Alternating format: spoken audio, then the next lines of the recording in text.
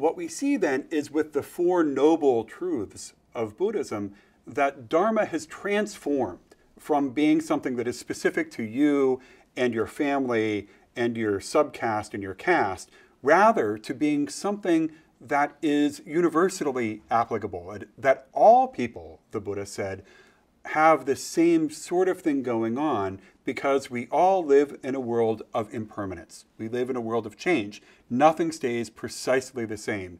Beauty or money or love or intelligence, all of those things can come and they can go.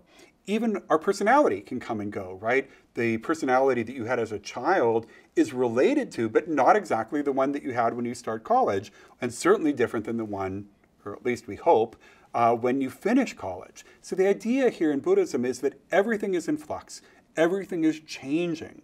And rather than trying to escape that change, in Buddhism, we simply realize that that is the case, that all the world is impermanent. But it's that impermanence that helps us, or no, it hurts us because it forces us into pain and craving. It's that idea that we wish we could have all of something. We wish that we could have love that never changed. We wish that we could have as much Nutella as we possibly wanted. Whatever it is, we crave to have something and we crave for it not to change. And yet, of course, the Buddha teaches us that everything changes. Everything on the wheel of time, on samsara, is impermanent. Everything is constantly changing. Everything is going to die. Everything is going to break down someday. If not today, then tomorrow, someday. So the Buddha taught us then that what we need to do is figure out a path, or to follow a path that moves us away from the cares of this world, the cares of impermanence, and move towards an understanding of that impermanence, and in some ways a raising above it or beyond that idea of impermanence.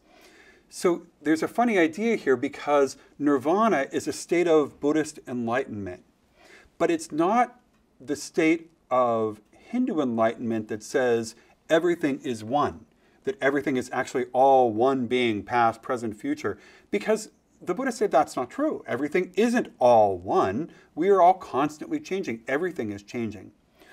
Rather, the Buddha explained that nirvana, that idea of sort of the perfect enlightenment in Buddhism, is more the experience that we are not one, but we are also not nothing. We are somehow in between one and nothing.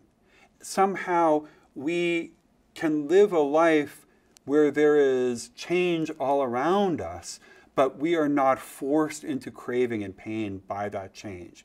So you can see that all of this is somehow wrapped up in the idea of time. So if we follow the Dharma in Buddhism, it is the Dharma of all Buddhists everywhere. And what we try to do is move through our lives in such a way that we're following the Dharma of the Buddha, which is then creating better karma. So you do things that will help other people. You do things that will help yourself in terms of caring less about the things you crave. And you do things that might help other Buddhists, especially, say, monks. And if you do those things, if you make those actions, those will help you to have better karma. So when you are reincarnated, you'll come a little bit closer to nirvana. It's possible, however, that you could get to nirvana like that. It's possible that you could come to a complete understanding of the role of time and samsara and change. You could experience that in just a moment. And some Buddhists believe that that can happen, and that it might happen at any point in your life, that suddenly you could become a Buddha. You could become a person who understood that. Actually, you probably wouldn't become a Buddha, but you would become a person who is close to being Buddha, that has come to the point of not needing to be reincarnated because they understand suffering and craving and are able to sort of turn off that suffering and that craving, and so just leave the cycle of time. It's a funny thing. It's not like heaven where we're going somewhere else. It's not like moksha where everything is one. Buddhism is a little more difficult, I think, to figure out because in Buddhism, we have the idea that we are not one, but we are not nothing. And that experience of nirvana is one that is neither one nor nothing, but it is also very much the state of no longer suffering, no longer being on the wheel of time, on the wheel of samsara. If you took a little bit of time to look through the videos that we've mentioned and linked out to on this class, you'll see some really interesting things, or you saw some really interesting things going on. Part of it is to think about how time works in the everyday life of a Buddhist.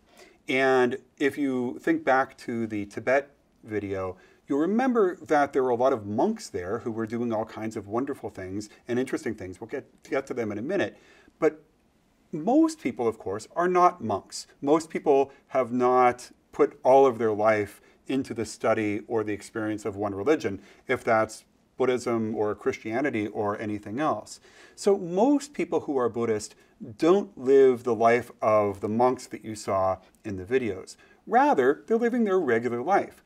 So how then do they live a way that moves them towards nirvana? How do they fulfill their dharma? How do they get a better karma to move towards nirvana? Well, the Buddha was great about this because he gave us a set of rules or a set of regulations as better ways to live honestly with yourself, ways to live honestly with the world around you, ways to live honestly and honorably with other people around you. And that those rules would help you to fulfill the Dharma and to develop good karma. So in the next cycle of time, that you will have moved a little bit closer to nirvana. So if you think about just a regular person, they might do things like going to see the Kala Chakra.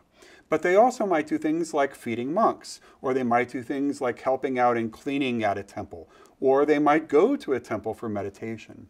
And the idea here is that everyday people can do things within their everyday life that will help to fulfill their dharma, to move them on a karmic path towards nirvana. But we also saw in both of those videos, especially the one on meditation, that there's the possibility in Buddhism, as there is also in Hinduism, of having an extreme experience. And we saw in the video that talked about the monks drying the sheets on their bodies by bringing up their body temperature or by dropping their respiration rates.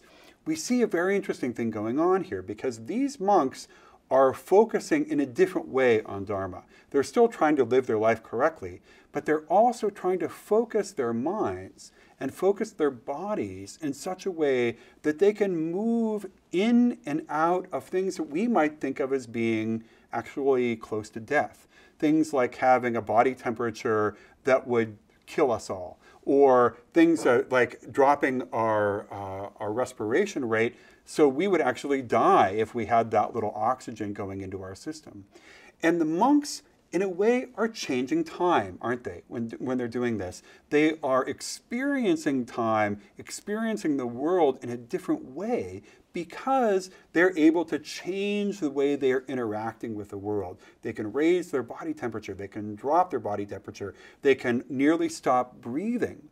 And in fact, the Dalai Lama has said something to the effect that when he is in deep meditation, death is no longer a wall between life and death, that he can actually go through it almost as if it were a membrane, right? Because he is at a place where he can go back and forth. He can go back and forth from death into life because he is so able to control his own desires and his own life and even his own breathing.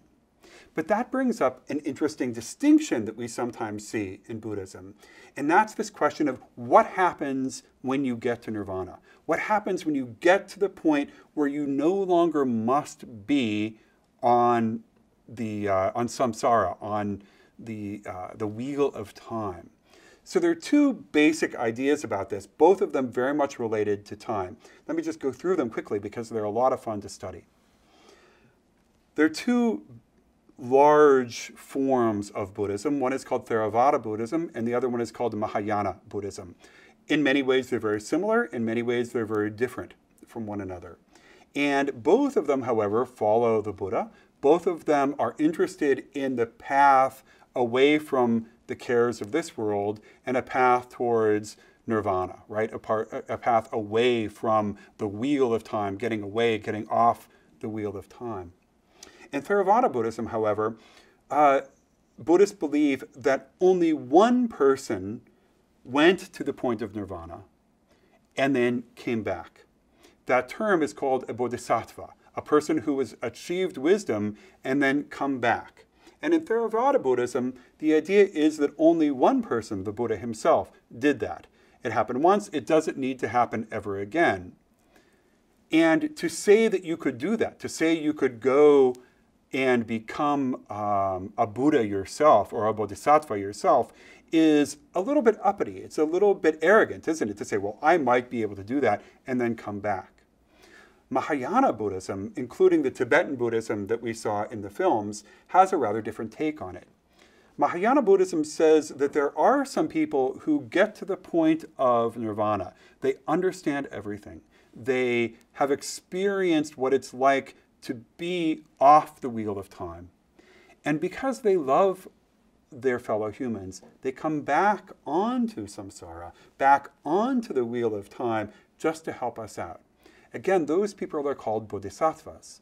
And the Mahayana tradition says that there are many, many, many different bodhisattvas. There's not just one, the Buddha.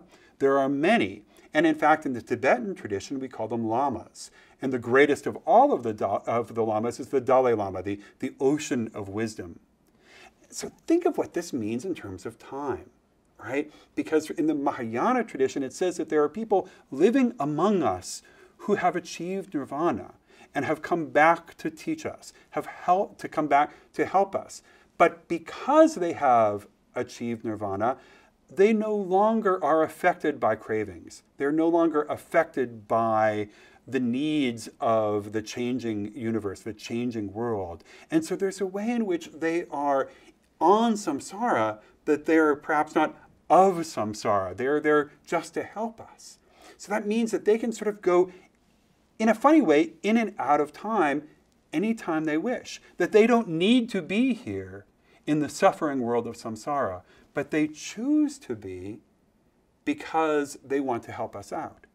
And on A Course in Time, this is fascinating, I think, because it gives us the ability to imagine time in such a way that there are some people right around us, perhaps in your city or town, that are cosmically different in terms of time, that their experience of time is somehow completely different. It's cut differently because they have achieved nirvana.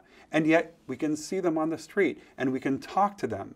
Yet their sense of time, their experience of time is truly different than the one you and I have every day.